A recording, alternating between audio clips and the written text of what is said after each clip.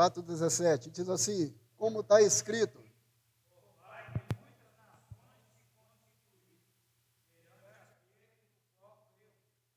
Deus que vivifica os mortos, chama à existência as coisas que não vis.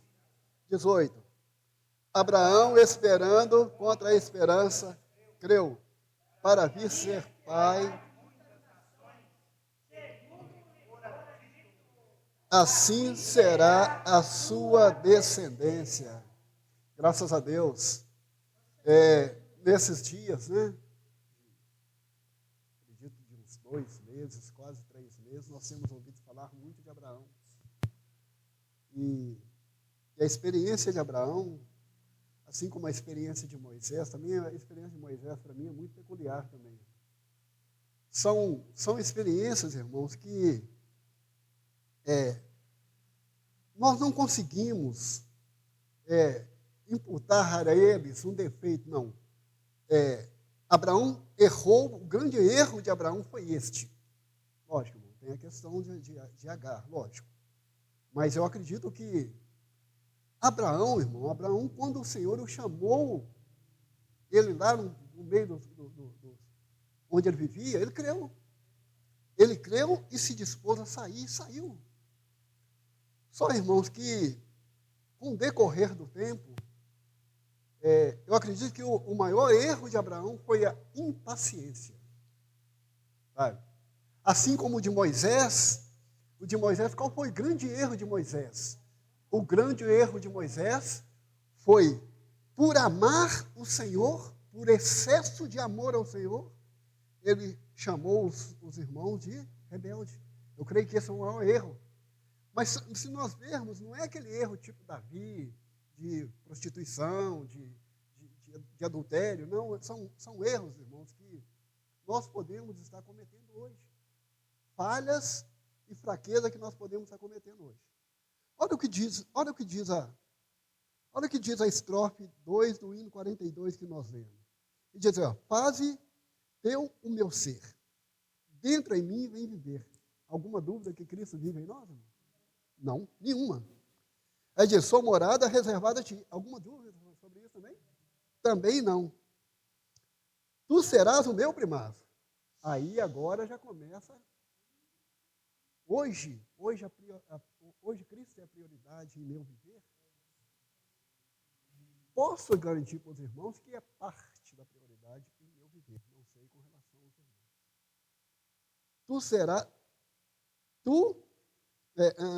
Tu serás o primaz. Tudo é teu. E só teu. Toma posse, ó amado meu.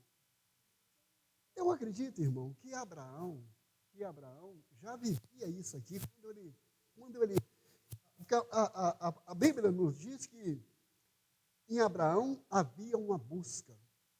Ele era um buscador de Deus. Então eu acredito que ele já se encaixava nessa estrofe do versículo estrofe 2 desse hino. Pode ser, irmão, muitas vezes o nosso viver. Mas para que isso se concretize, nós precisamos do versículo 4, da estrofe 4, que diz assim, na criação posso ver o gentil toque teu. Minha escolha e destino é tu. Então é pessoal, irmão. Quando o Senhor fala na estrofe 2, precisa, para que se cumpra o versículo, a estrofe 4, precisa da minha permissividade total. Não pode haver nenhuma resistência em mim. Não pode haver em mim nenhum ainda, não, eu estou ocupado com minha construção, agora não é meu. Minha vida agora se resume em comprar cimento. Só fala agora com a gente de cimento. Então, irmão, qual é a prioridade, irmão? É isso que nós vamos prestar atenção. Qual a prioridade hoje do nosso viver? A gente vem, reúne, graças a Deus, irmão. Parece pouco? Para mim não é pouco, irmão. Ainda que eu esteja reunindo somente no final de semana, não estou fazendo mais nada. Mas para mim não é pouco, sabe por quê? Porque eu ainda continuo no centro da vontade de Deus. devagar, com dificuldade, mas continuo no centro da vontade de Deus hoje. Então, hoje, nós vemos aqui, né, Sara e Agar, duas alianças. Mas antes de nós entrarmos, eu quero ler ainda 2 versículos. Um é Provérbios 27, nós conhecemos bem esse versículo. Provérbios 27, 7. Não está dentro do encargo, mas eu acredito que é uma necessidade, pelo menos minha necessidade, esse versículo. Diz assim: a alma farta pisa o favo de mel, mas a alma faminta, todo o amargo é doce. 27, 7. No decorrer da nossa vida cristã, irmão, ainda que hoje nós temos a revelação, como Deus falou aqui, nós compartilhamos, nós temos a revelação do Senhor. Tá? Mas com o decorrer do tempo, nós podemos, por nós não, pela nossa obediência, não nos levarmos a desfrutar plenamente dessa revelação, nós podemos tomar a palavra do Senhor até com um certo enfado, como um certo cansaço, a palavra começa a já não fazer muita diferença no nosso viver, sabe? Tomamos a palavra como uma mera palavra. 1 Pedro, capítulo 5, Senhor Jesus. 1 Pedro, capítulo 5, versículo 5 e versículo 6. Esse versículo 6, durante muitos anos, ele governou a minha vida, irmão. Eu preciso voltar a viver por esse versículo 6. O 5 e o 6 diz assim: rogo-vos igualmente aos jovens, seja submisso aos que são mais velhos. Outros sim, no trato de uns para com os outros, cingindo-vos de toda a humildade, porque Deus resiste ao soberbo. Contudo, aos humildes concede a sua graça. Amém. Daqui a pouco a gente entra no 6. Então aqui, irmão, há um rogo de Pedro aos mais jovens. Esses jovens aqui, irmão, não é jovens em idade, é jovens em maturidade. Então aqui um rogo para que nós vivamos como o Senhor está falando aqui. Aí diz assim: cingindo-vos de toda humildade.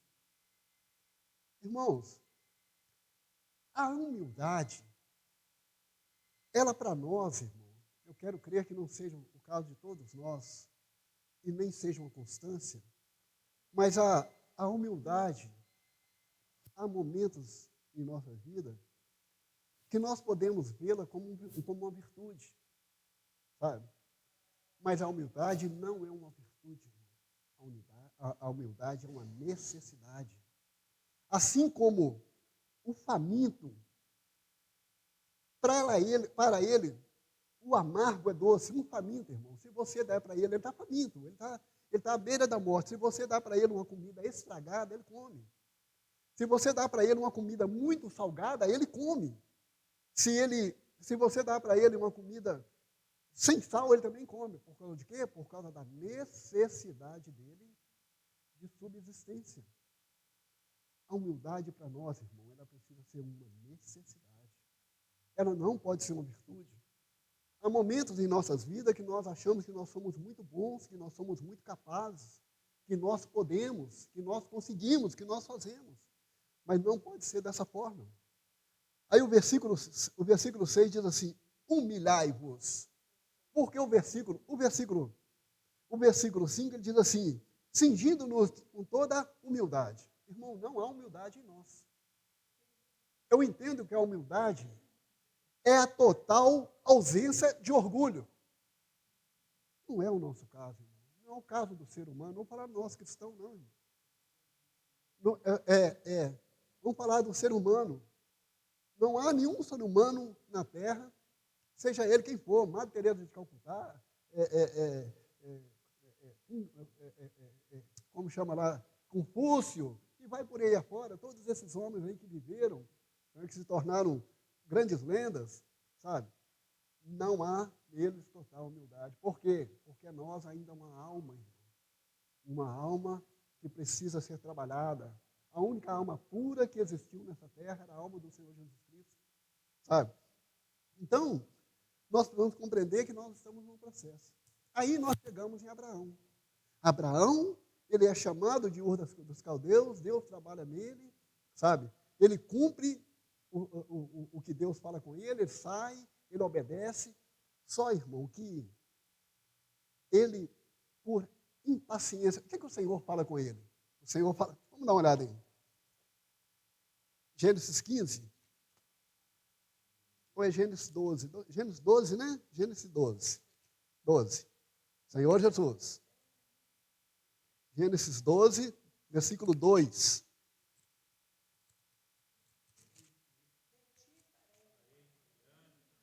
Amém. Amém. Então, esse é o chamamento de Abraão. Quando Deus aparece para ele, que há esse encontro maravilhoso, né? Os dois se encontram, né? Ali começa uma grande amizade, e o Senhor faz para ele uma promessa, fala, eu farei de ti uma grande nação. Aí ele vai andando com o Senhor, vai tendo experiência com o Senhor. Nós vemos a experiência de Melquisedeque, uma das experiências mais maravilosas na Bíblia, né? Porque quem é Melquisedeque? Melquisedeque é o próprio Deus que vai de encontro a ele, né? E é interessante que as experiências, as aparições do Senhor para Abraão são aparições simplesmente maravilhosas, irmão. No capítulo 17, ele aparece e fala com ele, olha, daqui um ano eu voltarei a ti e Sara será um filho. Aí a palavra do Senhor diz que assim que o Senhor faz essa promessa para ele, Deus se elevou, pronto, foi embora. No capítulo 18, olha, irmão, ele fala que daí a um ano, certo? Então, possivelmente, um dia, 2 dias, 3 dias, no máximo, talvez um mês, ele volta a encontrar com Abraão e fala com ele, olha, de Sara, eu te farei uma grande nação.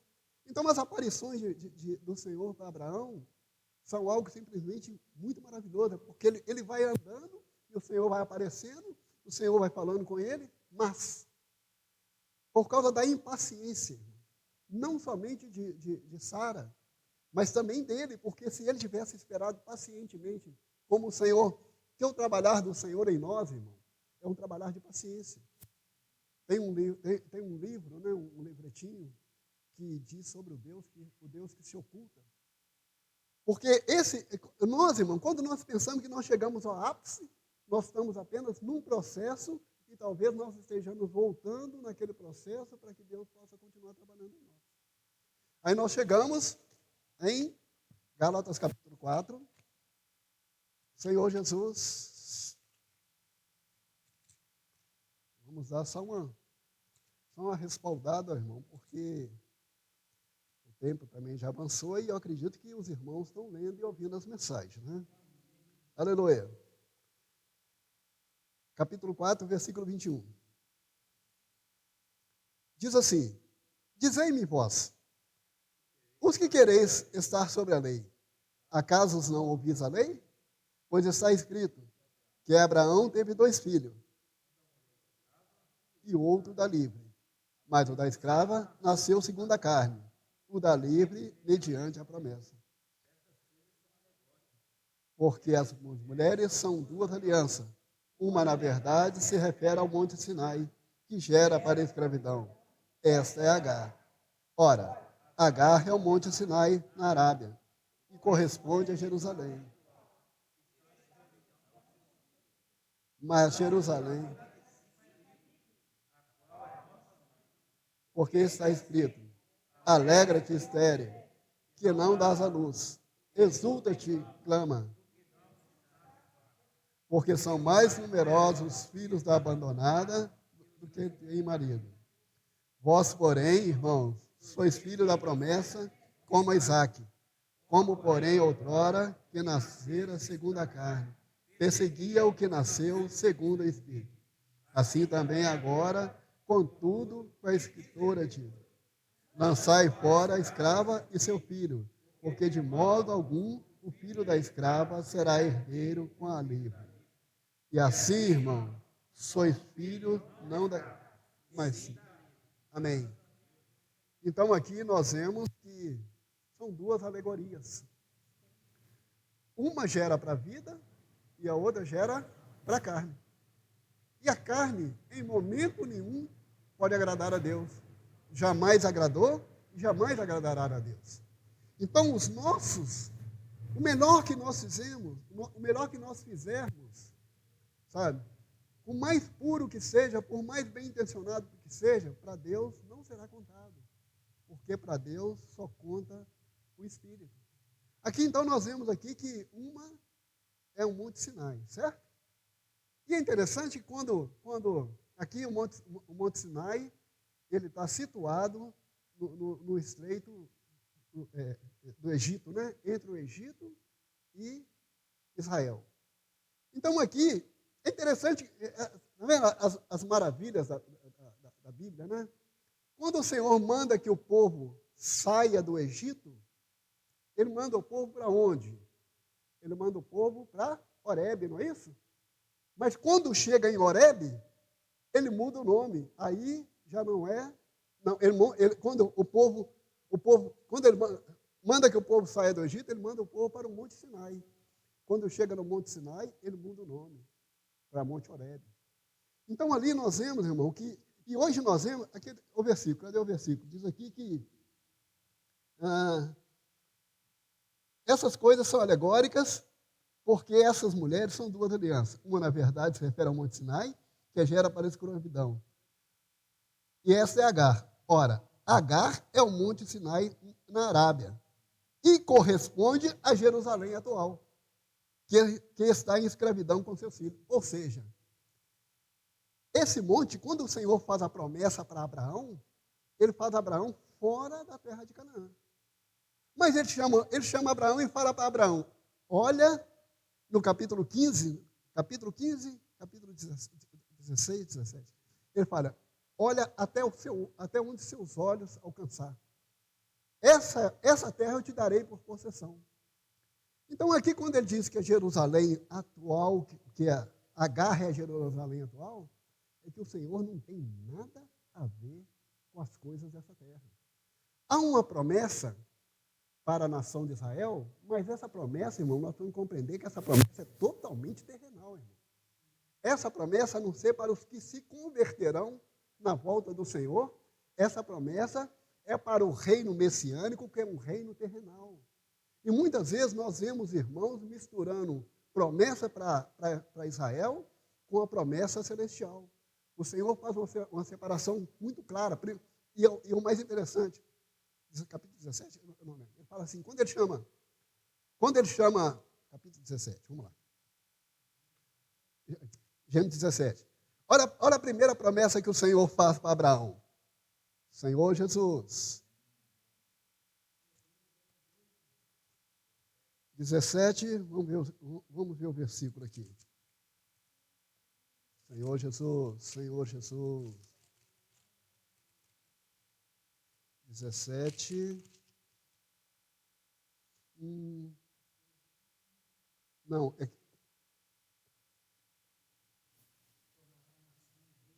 não, que ele fala, que ele promete para Abraão a descendência celestial. 17 ou 15?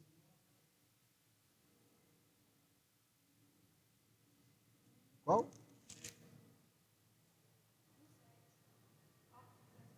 17:7? Isso. Estabelecerei a minha aliança entre mim e ti, e a tua descendência no discurso das suas gerações, a aliança perpétua. Não é isso não. A primeira promessa que ele faz para Abraão, ele manda aí que ele olhasse para as estrelas do céu. É a primeira promessa que ele faz. Depois é que ele manda ele contar a areia da terra. Então, a primeira promessa do Senhor é a promessa para a igreja. É a promessa para a descendência celestial. Aí, depois é que ele trata com a descendência de Israel. Então, outra promessa maravilhosa que ele faz, ele fala que de Abraão, da descendência de Abraão, 15:5.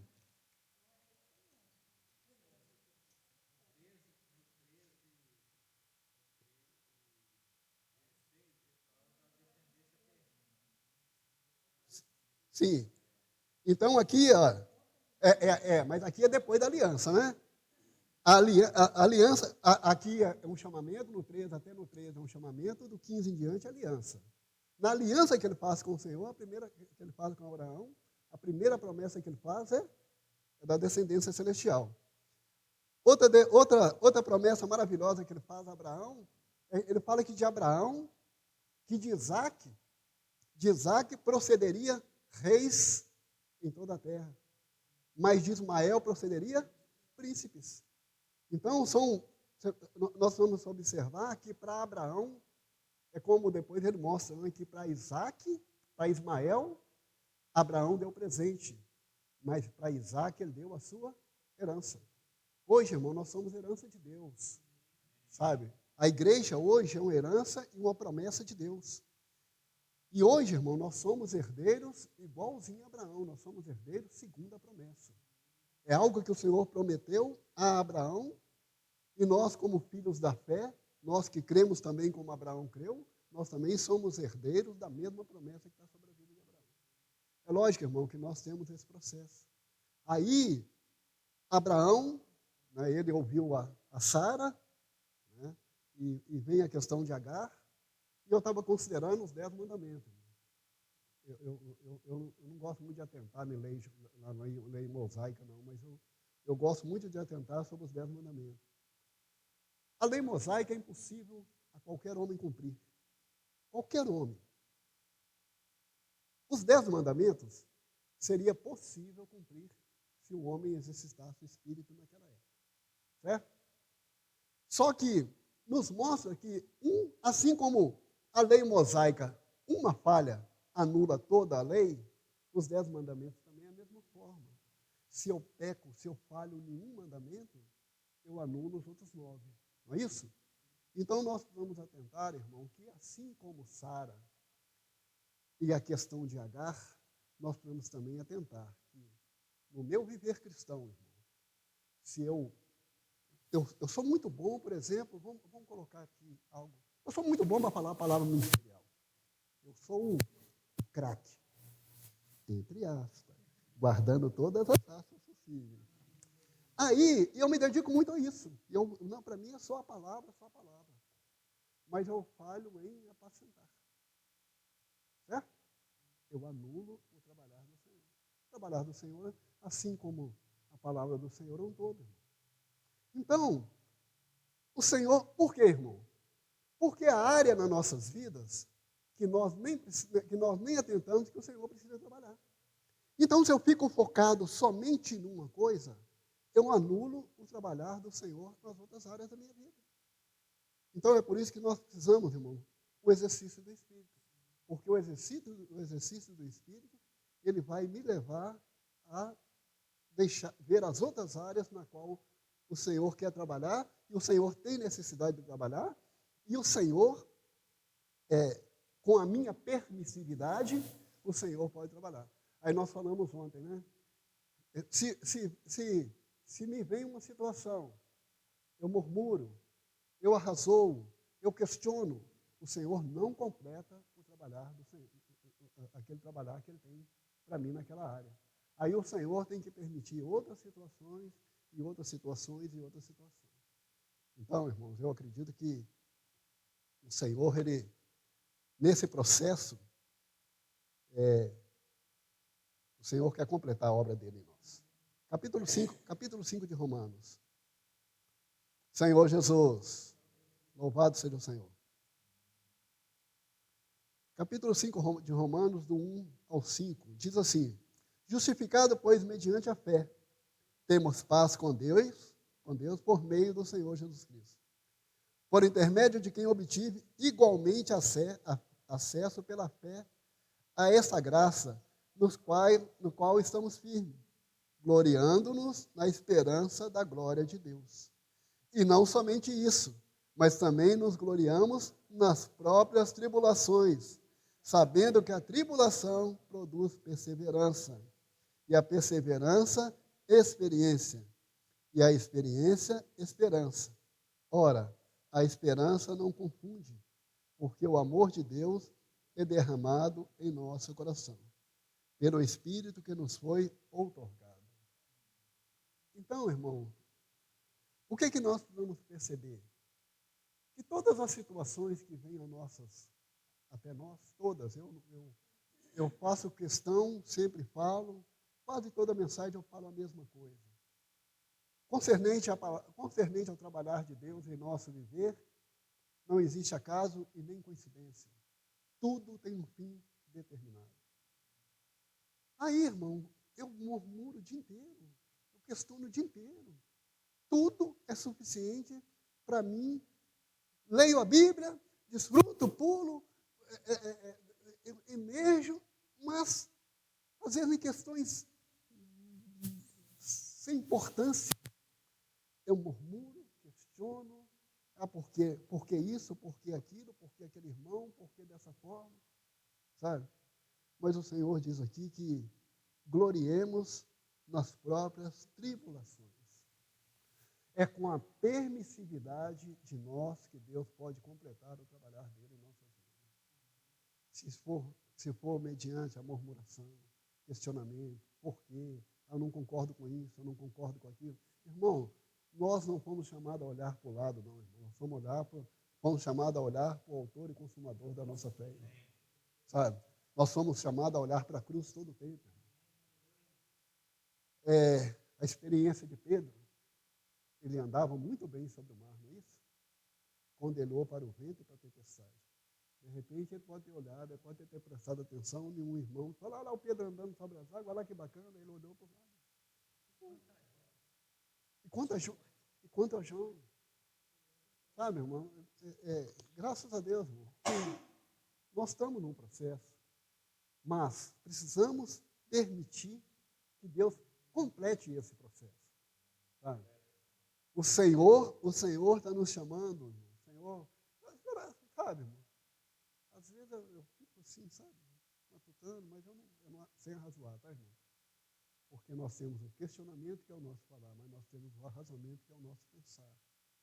Sabe? Só que Deus sonda todo o nosso ser. Deus está vendo os meus pensamentos, e os meus pensamentos são pensamentos de arrazoamento. Então, às vezes eu fico pensando sobre o Vespasiano, sabe? Nós temos a palavra da verdade, nós temos a pregação do Evangelho.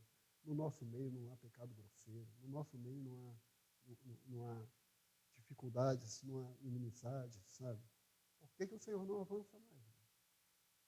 Não que eu pergunte ao Senhor por quê, tá, irmão? Eu estou colocando aqui como... De repente, irmão, nós vamos nos humilhar mais na presença do Senhor, tá? Sem deixar de olhar os nossos olhos na cruz. Não olhando para o que o irmão da direita está fazendo, o irmão da esquerda está fazendo, mas olhando somente para a cruz, deixando o Senhor trabalhar em cada um de nós. Louvado seja o Senhor. 11:21. Amém. Amém. Graças a Deus. Aleluia.